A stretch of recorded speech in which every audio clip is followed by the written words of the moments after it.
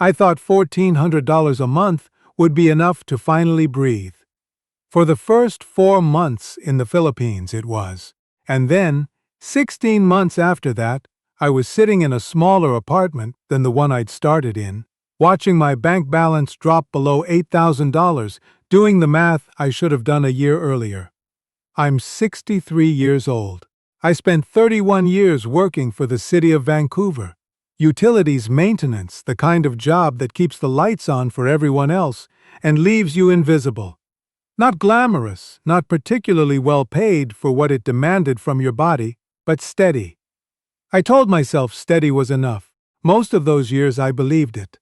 My wife and I had separated when our son was 9. That was back in 2001.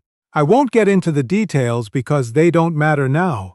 What matters is that by the time I hit my late 50s, I was living alone in a 1-bedroom apartment in Burnaby, paying nearly $1,400 a month just in rent, eating alone most nights, and waking up every Monday feeling like I was already behind on something I could never quite name. My son, Colin, had moved to Calgary for work. We talked on weekends. That helped, more than he probably knew. When I finally retired at 62, my CPP and OAS combined came out to about $1,440 a month. I had managed to save just under $38,000 over my working life. That sounds like a lot until you do the math. In Burnaby, $1,400 barely covered rent, food, utilities, transit, the occasional prescription. There was nothing left. Not nothing like a tight month. Nothing like nothing. I was looking at the same 4 walls I'd been looking at for 11 years and thinking, if this is what the next 20 years look like, I'm not sure I want them. That's when I started watching YouTube late at night. It started with a video about cost of living in Southeast Asia, then another. Then the algorithm figured out what I was looking for before I did. Videos about retiring abroad, about the Philippines specifically, men around my age, some Canadian, some American, some British, sitting on patios with cold drinks, talking about renting decent apartments for 8 or 9,000 pesos a month, eating full meals for less than $3, living on less than half of what they were spending back home. And they all said the same thing, video after video, comment after comment. If you've got $1,000 to $1,200 a month coming in, you can live here comfortably. I spent about 4 months researching Facebook groups, expat forums, YouTube comment sections, subreddits. The picture was consistent enough that I started doing serious math. If my rent dropped from 1,400 Canadian down to even 300, which the videos said was possible, my $1,440 a month didn't look like survival anymore. It looked like surplus. I could keep my savings intact. I could stop watching my account like it was a patient on a monitor. I didn't tell Colin right away. I didn't tell anyone right away. I knew what they would say. I had a few friends from work, Gord, who I'd known since the late 90s, and my neighbor Sandra, who'd become something like family over the years. And I knew they'd be worried, not because they were wrong to be, as it turned out, but because I wasn't ready to hear it. I had made up my mind in the way you make up your mind when logic and desperation are pulling in the same direction. I sold most of what I owned over the course of 6 weeks. Furniture, tools, books I told myself I'd read again, but hadn't touched in a decade. I kept what fit in 2 check bags and a carry-on. I gave my landlord 60 days' notice, which was generous given that I felt like I was escaping a building that had been slowly contracting around me for years. I booked a 1-way flight to Manila with a connection in Tokyo. I told Colin over the phone on a Sunday. He went quiet for a moment, then said he'd done some reading and wanted me to call him when I landed. He's a good kid. He always has been. When I arrived, it was 33 degrees and raining sideways. The airport felt like it was built for a city 3 times the size it was meant to handle, which I later learned was more or less true. I'd arranged a 1-night hotel near the airport and spent my first evening sitting on the edge of a bed watching the ceiling fan go around, thinking, I've done something irreversible. That feeling stayed for about 3 days. My first apartment was in Cebu City. I'd read that Cebu was easier to navigate than Manila. Smaller, slightly slower, still urban enough to have everything I needed.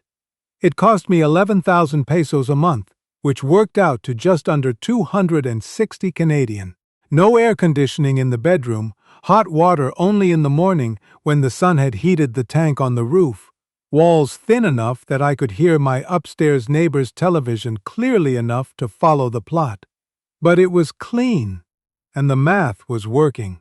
That first month, I tracked everything the way I used to track overtime hours back in Vancouver. Every meal, every tricycle fare, every bottle of water, every small thing. At the end of 30 days, I had spent the equivalent of about 820 Canadian dollars, including rent, including a SIM card and a month of data, including a replacement power adapter I'd stupidly packed without checking the voltage. 820. I sat with that number for a long time. For the first time in maybe 15 years, I felt like I was going to be okay. I need you to understand what that feeling meant. Not just financially, though that was part of it, but in a deeper way that I find hard to explain without sounding like I'm performing something. After 31 years of punching in and punching out, of fixing problems in other people's infrastructure, of spending my retirement savings slowly, and watching the numbers shrink in a straight line towards zero, the idea that I might actually have time, not just weeks but actual years, felt like something I'd given up on and didn't realize I'd given up on until it came back. I started sleeping better. I started eating breakfast. These sound like small things. They were not small things. But somewhere around month 3, something else started to become clear. The cheap life worked exactly as advertised. The food was good and inexpensive, the neighborhood was friendly enough, the mornings were slow in a way I had forgotten mornings could be. And yet, the days were long. I didn't know anyone. My Cebuano was non-existent and my Tagalog barely better. People were warm, but the warmth had a ceiling.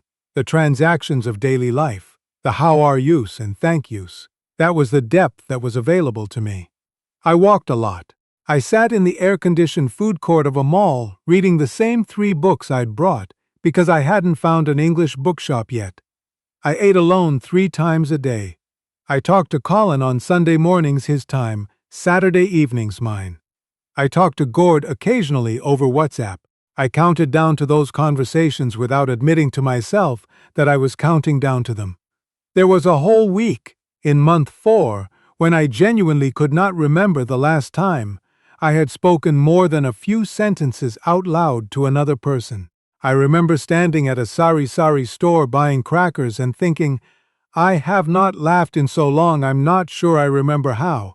Not because I was depressed. Exactly. Just because there was no one to laugh with. None of the YouTube videos had talked about this part. They talked about the cost of mangoes and the price of a tricycle across town. Nobody said, by the way, prepare yourself for a kind of quiet that is different from peaceful. That's when I met Marisol. She worked at a small canteen about 6 minutes' walk from my apartment, the kind of place that has 4 plastic tables and a chalkboard menu, and the owner's family photograph hung slightly crooked above the rice cooker. I'd been going there 2 or 3 times a week because the food was good, and the price was fair, and, I'll admit it, because it was one of the few places where I'd started to feel recognized rather than generic.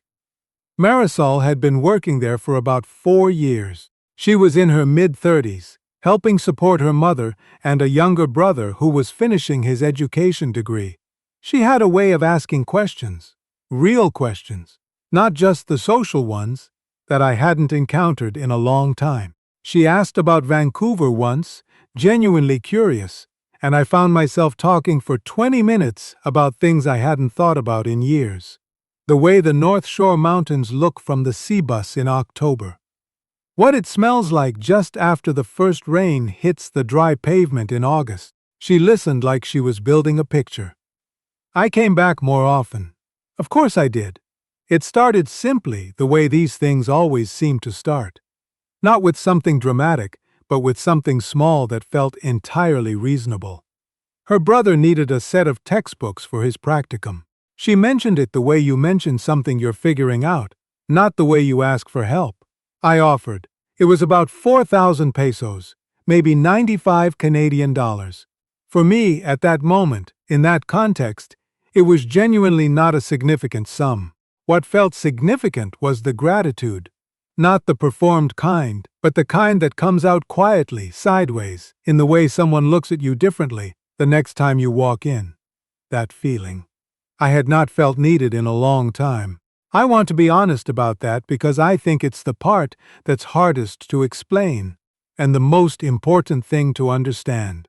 After 31 years of doing maintenance, work that kept systems running, but went unacknowledged, after a divorce that made me feel like I had failed at something fundamental, after years of living alone, in a city that had become too expensive for the life I'd built, to feel needed, to feel like my presence made a concrete positive difference to someone, that hit something I hadn't realized was waiting to be hit.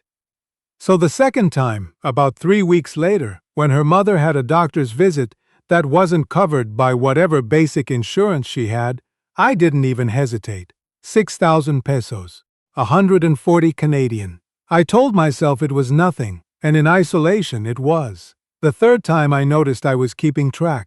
Another 4,000 for something I can't fully remember now. A repair, an expense, something that had come up suddenly the way things always seem to come up suddenly, and always seem to come up right around the time I'd mentioned having had a good month. I noticed that. I noticed it, and I set the noticing aside, because the alternative, entertaining the idea that this person I'd come to genuinely care for might be operating with a degree of calculation, felt worse than the expense itself. My monthly spending had started to shift. 820 in month 1. By month 7, it was up to 1,100. By month 10, closer to 1,300 Canadian. My savings, which I had entered the country with and which I had promised myself I would not touch, had started moving in the wrong direction. Not dramatically, just consistently. I tried to have the conversation once, around month 11. I said I needed to be more careful with money, that I was starting to worry about the long term. What came back was not anger.